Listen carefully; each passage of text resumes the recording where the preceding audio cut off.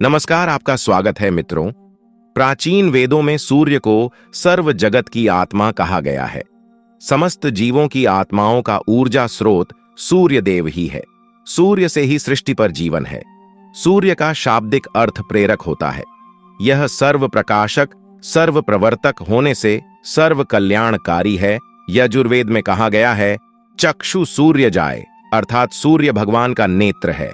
इसीलिए साक्षात भगवान सूर्य की किरणों के माध्यम से समस्त संसार का संचालन करते हैं। मनुष्य को सूर्य भगवान को जल देकर उनका आभार प्रकट करना चाहिए। यदि नित्य सूर्य को जल देना संभव नहीं है तो व्यक्ति को रविवार के दिन सूर्य देव को जल अवश्य ही देना चाहिए। इससे मनुष्य को सूर्य देव की कृपा प्राप्त होती है। मित्रों, सूर्य इस संपूर्ण सृष्टि के प्रत्येक जीव का आधार है। सूर्य देवता के बिना तो जीवन की कल्पना भी नहीं की जा सकती है। परम तेजस्वी सूर्य देवता की उपासना करने की परंपरा अत्यंत प्राचीन काल से चली आ रही है।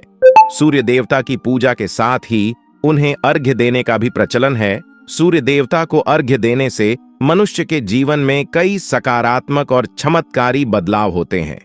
भगवान श्री राम से लेकर भगवान श्री कृष्ण भी सूर्य देव को अर्घ्य दिया करते थे। भगवान श्री कृष्ण ने सूर्य देव की महत्ता का वर्णन कई बार किया है। रोज सूर्य देव को जल चढ़ाना एक ऐसा नियम है जो आपकी जिंदगी में बहुत बड़ा बदलाव ला सकता है। सूर्य की शक्ति इतनी अलौकिक है कि इसके बिना यह पूरी धरती तहस नहस हो सकती है। सूर्य देव प्रकाश, सकारात्मकता, इंद्रिय संयम, ऊर्जा आदि के देवता है। अगर आप जीवन में निराश और हताश महसूस कर रहे हैं, आपका मन आपके वश में नहीं है, आपका स्वभाव अत्यंत क्रोधी है, आप अपने काम भाव पर नियंत्रण नहीं कर पा रहे हैं, शरीर में बेचैनी महसूस होती है और आपका मन नकारात्मक विचारों से भरा हुआ है, तो आप सूर्य देव की उपासना अवश्य करें। सूर्य देव को मात्र जल चढ़ाने से आपके सभी संकट दूर हो सकते हैं।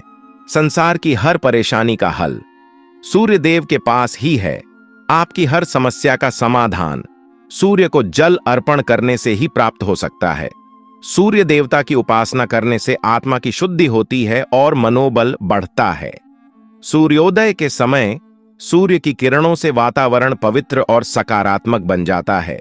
यदि प्रतिदिन आप सुबह स्नान करके सूर्य देवता को मंत्रों का उच्चारण करते हुए जल चढ़ाते हैं तो इसके आपको कई फायदे होंगे। कुछ ही समय में आप खुद इसका प्रभाव महसूस करेंगे कि सूर्य देव की कृपा से आपका जीवन कितना बेहतर हो गया है। आप पाप, रोग, भय आदि दोषों से मुक्त हो जाएंगे और आपका जीवन खुशियों से भर जाएगा। आपका शरीर स्फूर्तियुक्त रोगों से मुक्त हो जाएगा और आप प्रत्येक कार्य को उत्साह से कर पाएंगे। कुंडली में अन्य ग्रहों की तरह ही सूर्य के शुभ या अशुभ स्थिति में होने से हमारे जीवन पर भी इसका शुभ या अशुभ प्रभाव पड़ता है। कुंडली में सूर्य यदि शुभ स्थिति में होता है तो हमें समाज में भरपूर मान, सम्मान, यश और प्रसिद्धि मिलती है। वहीं कुंडली में यदि सूर्य अशुभ स्थिति में हो तो इसके विपरीत परिणाम मिलते हैं। इसलिए कुंडली में यदि सूर्य की स्थिति मजबूत करनी है तो ज्योतिष शास्त्र में कुछ ऐसी चीजों के बारे में बताया है जिन्हें पानी में डालकर सूर्य देव को अर्घ्य देने से शुभ परिणाम प्राप्त होते हैं। किंतु मित्रों, कई मनुष्य सूर्य को जल देते समय बहुत सी गलतियां कर बैठते हैं। सूर्य को जल देते समय महत्वपूर्ण नियमों का पालन नहीं करते हैं। गलत तरीके से अर्घ्य देकर सूर्य देव का अपमान नहीं करना चाहिए, अन्यथा मनुष्य को कई कष्टों का सामना करना पड़ सकता है। साथ ही केवल सूर्य को जल देने से फल की प्राप्ति नहीं होती है। सूर्य को जल देते समय विधि का पालन करते हुए सूर्य देव के मंत्र का जाप करना भी आवश्यक है।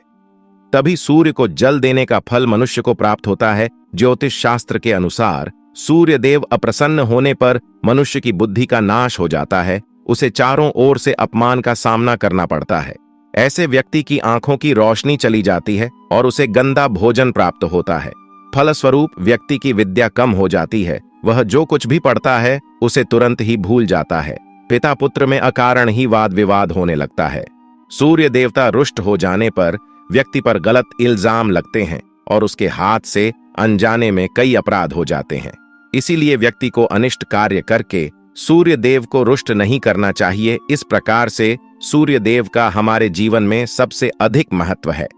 यदि आप अपनी मनोकामनाओं की पूर्ति करना चाहते हैं तो सूर्य देव की उपासना अवश्य करें।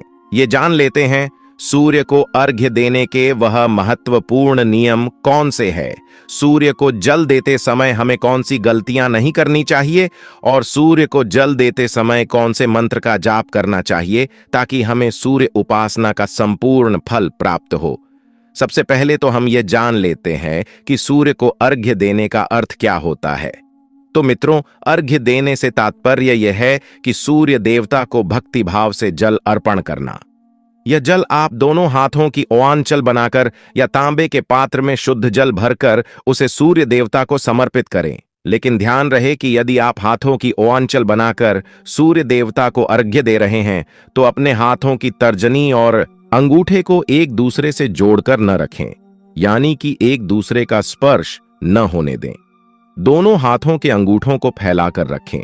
यदि हम तर्जनी और अंगूठे को जोड़कर रखते हैं तो यह राक्षसी मुद्रा बन जाती है और इस मुद्रा में सूर्य को अर्घ्य देना अशुभ माना जाता है। यदि आप पात्र में जल भरकर सूर्य देवता को अर्घ्य दे रहे हैं तो भी उस पात्र को दोनों हाथों के अंगूठे का स्पर्श न हो, इसका ध्यान रखें। अर्घ्य देते समय अपने दोनों हाथों को ऊपर उठाकर पात्र को पकड़े और सिर झुकाकर रखें। सूर्य देवता को अर्घ्य हमेशा सूर्योदय के समय देना चाहिए। सूर्य की उपासना करना हमेशा ही शुभ होता है। सूर्योदय के 2 घंटे बाद अर्घ्य देने का कोई भी औचित्य नहीं होता है। यदि किसी कारणवश आप सूर्योदय के समय अर्घ्य न दे सके तो 3 बार अर्घ्य देने के बजाय 4 बार अर्घ्य दें और सूर्य देवता से क्षमा मांग लें। इससे दोष कम हो जाता है। सूर्य को जल तांबे के पात्र में ही देना चाहिए। तांबे को सूर्य देव की प्रिय धातु माना गया है, इसीलिए सूर्य को जल देने के लिए केवल तांबे से बने पात्र का ही प्रयोग करना चाहिए। अन्य धातुओं से बने पात्रों में सूर्य को अर्घ्य देने से कोई लाभ प्राप्त नहीं होता है। परमात्मा ने सूर्य को जगत में प्रकाश करने, संचालन करने, अपने तेज से शरीर में ज्योति प्रदान करने तथा जठराग्नि के रूप में आमाशय में अन्य को बचाने का कार्य सौंपा है। इसी कारण से तांबे के पात्र में रखे जल को पीने से व्यक्ति पेट से जुड़े रोगों से भी मुक्त हो जाता है। उस तांबे के पात्र में गंगा जल या पवित्र नदियों का जल भरें। यदि ऐसा संभव नहीं है तो शुद्ध जल का प्रयोग करें। मात्र जल से कभी भी अर्घ्य नहीं देना चाहिए। जल के पात्र में जल के साथ मुख्य रूप से कोई भी लाल फूल, लाल चंदन और अक्षत जरूर डालें। आप चाहे तो इस जल में थोड़ा सा घी, शहद, दूध या गुड़ इत्यादि भी मिला सकते हैं। सूर्य देव को अर्घ्य देने का सही समय तब होता है जब सूर्य लालिमा लिए हो, अर्थात जब प्रातःकाल में सूर्य लाल रंग का दिखाई दे तो उस समय अर्घ्य देना सर्वश्रेष्ठ फल देता है। मित्रों, यदि आपने सूर्य को अर्घ्य देने का संकल्प लिया है तो यह संकल्प कभी नहीं तोड़ना चाहिए। जितने दिनों का भी आपने संकल्प लिया हो उतने दिन सूर्य को अर्घ्य अवश्य देना चाहिए। यदि आप संकल्प को पूरा नहीं कर सकते तो ऐसा संकल्प नहीं करना चाहिए, इससे सूर्य देव रुष्ट हो जाते हैं।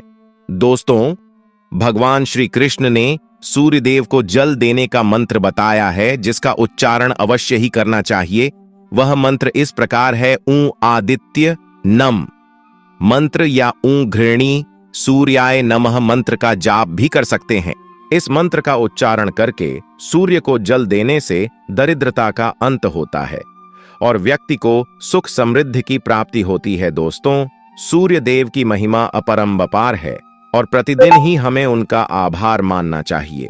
परंतु ज्योतिष शास्त्र में मुख्य रूप से रविवार का दिन सूर्य देवता का दिन माना जाता है। इसलिए अपनी कुंडली से सूर्य दोष को दूर करने के लिए आपको रविवार के दिन विशेष रूप से सूर्य देवता का उपवास रखना चाहिए और सूर्य से संबंधित वस्तुओं का दान करना चाहिए। सूर्य देव से संबंधित वस्तुएं हैं तांबा, गेहूं, गुड़, चंदन तथा पीले रंग के वस्त्र आदि। इन वस्तुओं का रविवार के दिन दान करने से व्यक्ति के सभी दुखों का अंत होता है। यदि आप बीमार हैं अथवा घर में सूतक है या अन्य कोई समस्या है जिसके कारण आप सूर्य देव को अर्घ्य नहीं दे पा रहे हैं तो इसके लिए शास्त्रों में मानस पूजा का प्रावधान किया गया है, यानी कि आप अपने मन में ही सूर्य देव को अर्घ्य दे सकते हैं। मित्रों, सूर्योदय पूर्व दिशा से होता है और यदि किसी कारणवश सूर्य देवता दिखाई नहीं दे रहे हैं तो आप उनका मन ही मन स्मरण करके पूर्व दिशा की ओर मुंह करके उन्हें अर्घ्य दें। लेकिन कभी भी सूर्य को अर्घ्य देने का संकल्प न छोड़े। तो दोस्तों, इस प्रकार से आप भी सूर्य देव को अर्घ्य देकर सूर्य देव की कृपा प्राप्त करें। उम्मीद है आपको यह जानकारी अच्छी लगी होगी। वीडियो को लाइक जरूर करें, कमेंट में जय सूर्य देव अवश्य लिखें, साथ ही चैनल को सब्सक्राइब करना ना भूलें। और यदि आपको इस वीडियो के संबंधित या कोई शास्त्र या प्राचीन ज्ञान के संबंधित कोई भी जानकारी चाहिए तो हमें कमेंट बॉक्स में जरूर बताएं। धन्यवाद।